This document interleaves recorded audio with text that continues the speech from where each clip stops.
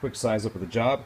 I'm replacing this water pump. That's the new one on this Dodge Grand Caravan 2007. I'm sure this works on every make of well, Chrysler and model Grand Caravan that are out there. Okay, the pump, pretty inexpensive. This was 50 bucks. I bought it at Napa.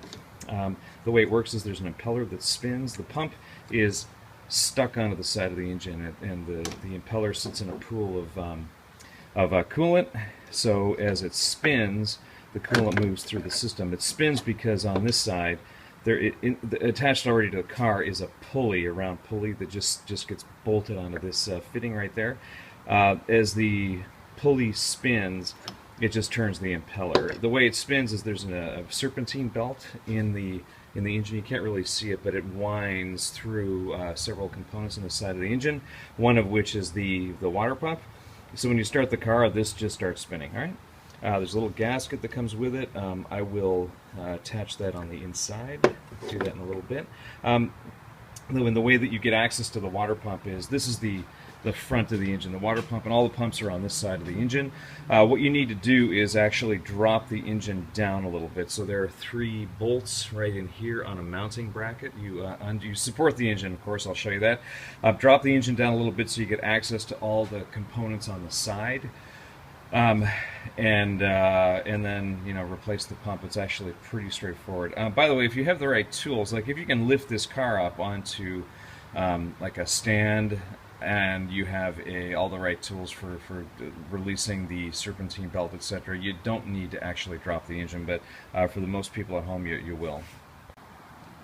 Jack up the car. I've got this secured on jack stands. You can see it down there. Then there are, to remove the well, the splash guard, there are 2 Phillips head screws here on the rear side, and there's 2 on the front.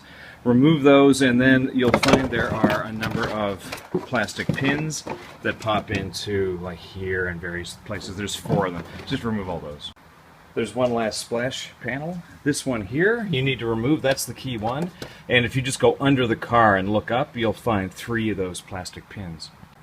I've got the panel off, and you can now see the serpentine belt and all the components. So there's the belt. That's the flywheel. This is connected to the engine, so this spins and turns the serpentine belt. There's the water pump. That's the pulley I talked about before, so I need to get that. The thread, I think there's 3-4 bolts I need to undo to get that off.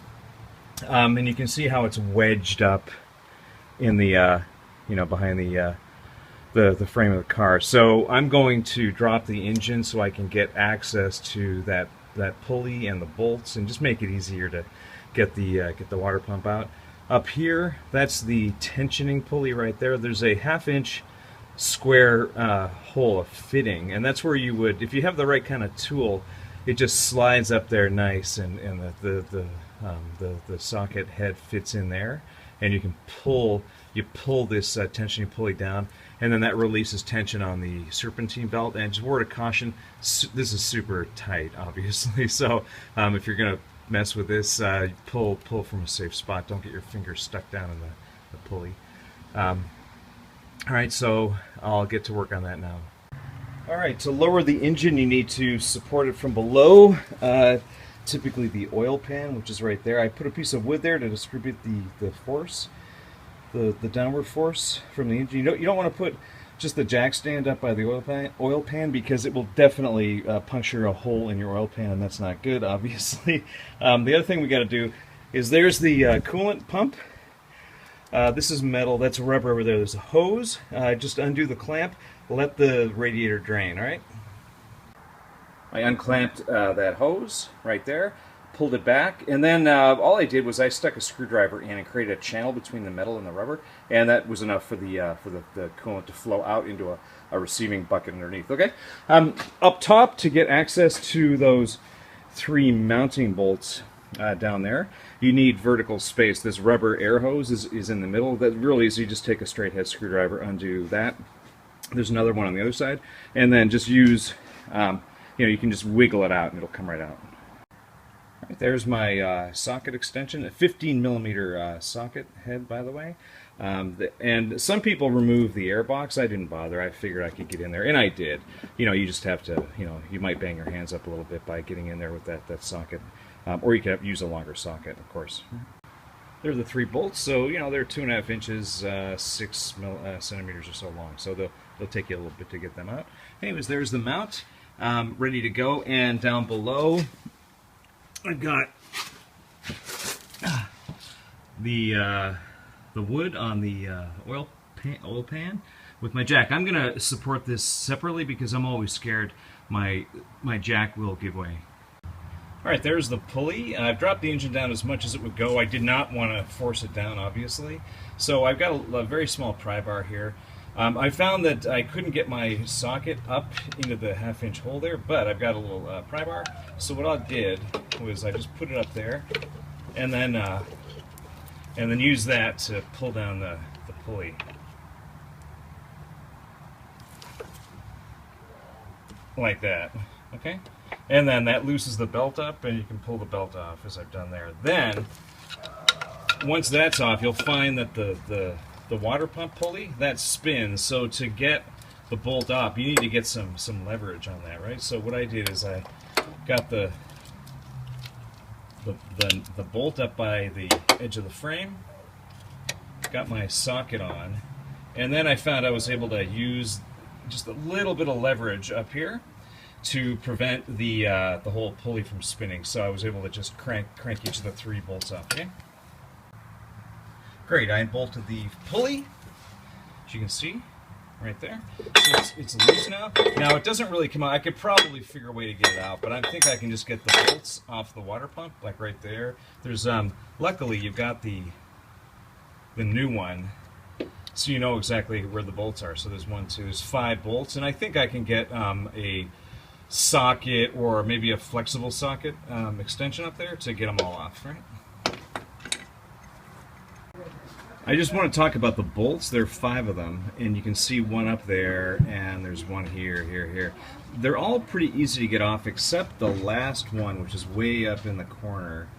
And you can see up there, kind of, there it is. I've got a little, I couldn't get up there with a socket without really trying hard, so I figured I'd just pull a little wrench out. So I've got a little stubby wrench, and that seems to be doing the trick. So I'm just going to get that off. It's 10 millimeters, by the way, these bolts. The bolts to get the pulley off, I believe, were 13. So the size all descends. All right, so and they're fairly easy to get off. Once you unlock them, you can untighten them by hand. Alright, sorry, a little bit noisy in the background there. I used a screwdriver, I got all the bolts out. I used a screwdriver to kind of crack the seal here, and then I noticed a little bit of coolant came out, which was surprising, so I obviously didn't drain it enough. So I'm just going to crack this a little bit more. There, okay. So there was just a little bit of residual in there. So there comes the water pump, and I'll be able to just pull it up by hand now.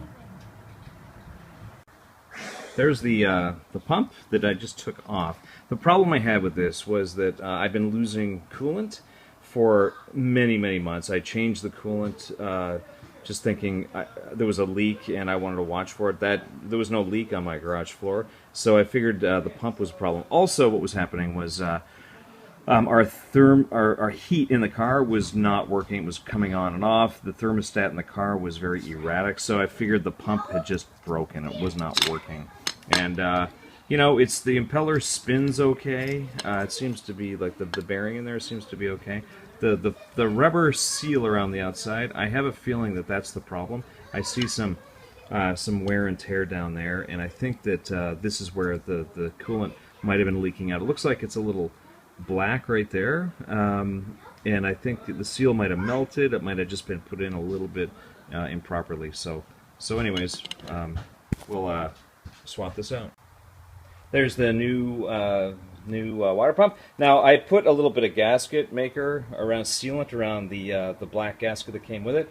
You could use silicone. There's special sealants that you can use for water pumps. I used just an RTV maker because I figured it would do a good job. I looked it up a bit on the web, and people were saying, yeah, it's fine. It's a little messy. I'm not going to worry about that because it'll all come good once it's installed.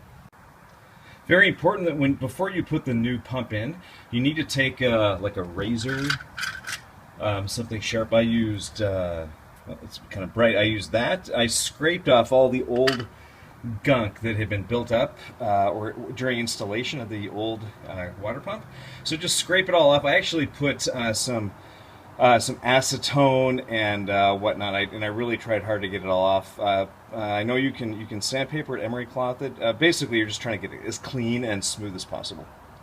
I've placed the pump back up, got to basically put it in a position, and it wasn't too bad. You just kind of have to play with it till you get it in. And now what I'll do is hand tighten all the bolts that reattach it, get it very, very evenly sunk in, and then I'll go through and tighten them off.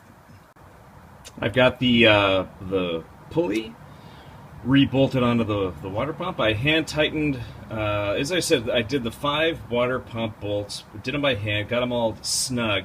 Then I went around in a crisscross fashion with whatever wrench, either a socket or just a hand wrench on all the bolts, and got them in as tight as I could. There is a torque spec on this. I did not use it.